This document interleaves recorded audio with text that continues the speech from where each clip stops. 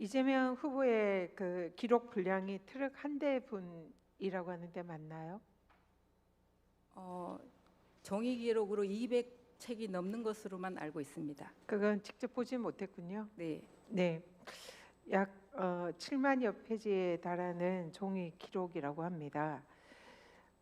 근데 우리 종이 기록이 아마 공판 기록, 또 증거 기록, 변호인 의견서 등등을 다 포함한 전체 기록이겠죠. 근데 아시다시피 우리 민법상의 문서는 원칙적으로 종이 문서를 의미합니다. 그런데 전자문서도 서서히 이제 허용되는 중이기는 합니다. 법원에서는 이런 전자문서 기록이 언제부터 법적으로 허용이 됐나요? 행정처장님 답하시겠어요? 예, 그거는 우리 정보화 실장님한테 한번 네, 물어보시겠습니다. 정보화 실장님 답해 주세요. 네, 정보화 실장입니다. 전자문서에 효력을 부여한 것은 2010년 민사소송 등에서의 전자문서 이용 등에 관한 법률에 의해서 시작이 되었고요. 형사에 대해서는 잠깐만요. 일어서서 네, 답변을 해주시고요. 마이크하고 거리가 멀면 핸드 마이크 있으면 좀.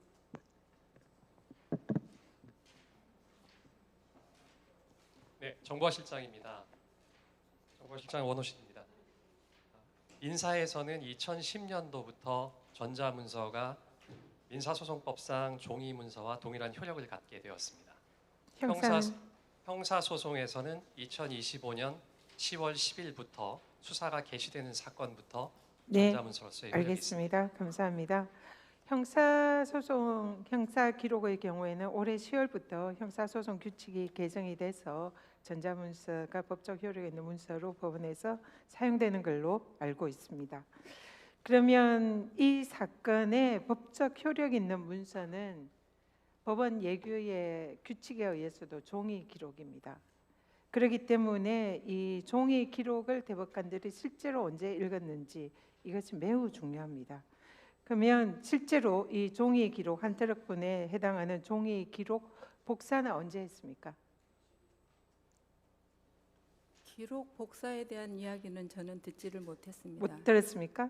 대법관들에게 언제 종이 기록 배부했습니까?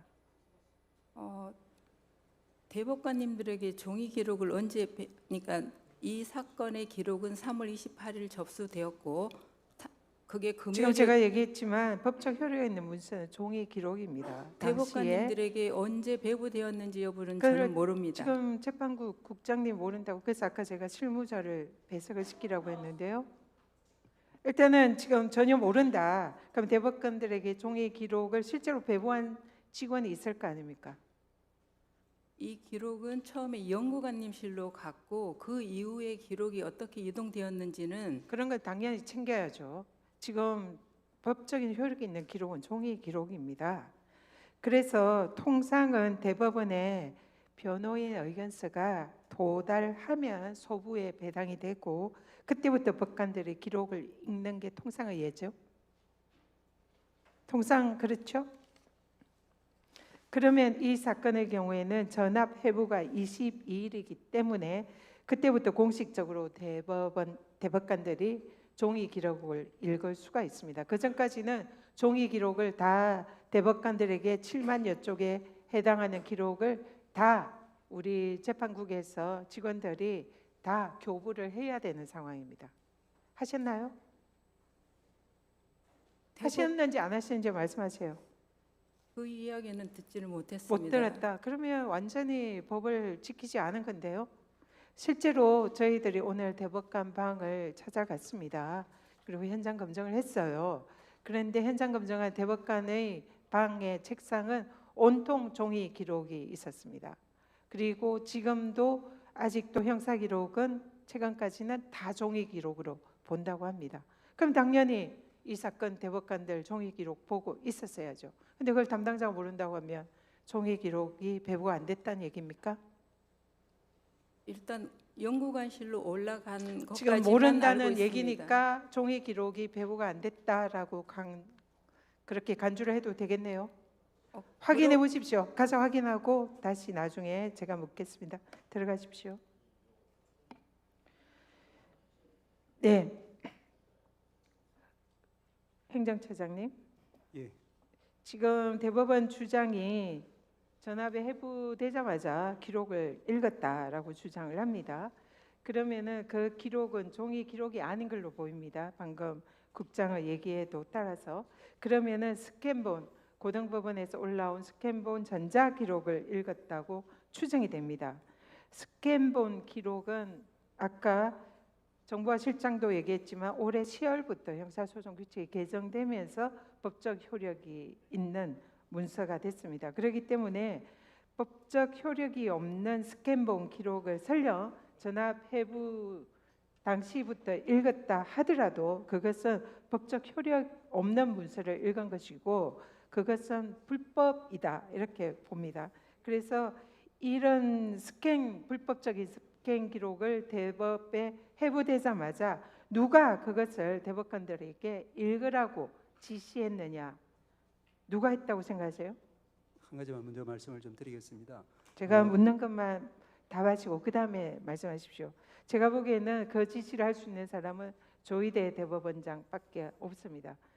재판에 대법원의 소송 기록이 접수되자마자 전압 해부도 되기 전에 이미 대법관들에게 스캔본 기록을, 만약에 법원 판결문이 사실로 믿는다 하더라도 읽은 것은 스캔본 기록입니다. 그거는 종이 기록이 아니기 때문에 불법이고요. 그러한 불법적인 지시를 한 조희대 대법원장은 만약에 그것이 사실이라면 직권남용이다 이렇게 생각합니다. 어떻게 생각하세요?